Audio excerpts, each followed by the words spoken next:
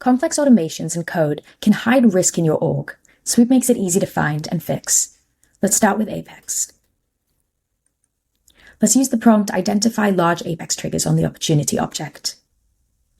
Sweep scans your code and highlights any trigger with more than 500 lines, returning the trigger name and line count. This makes it clear which triggers may be hard to maintain or debug. For flows, we can ask, list all active flows on the contact object, missing fault connectors. Sweep shows the flow name and elements without error handling, helping you prevent silent failures in production. You can also use Sweep to find hard-coded values. Prompt, identify hard-coded IDs, pick list values or emails on automations on the contact object.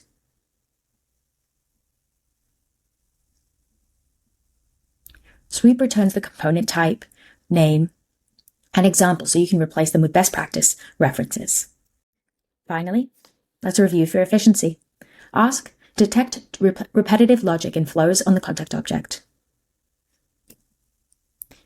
Sweep surfaces duplicated conditions or actions across flows, making it easier to simplify logic and reduce maintenance effort. With these checks, you can spot risk, prevent conflicts, and strengthen automation quality, all with a few prompts.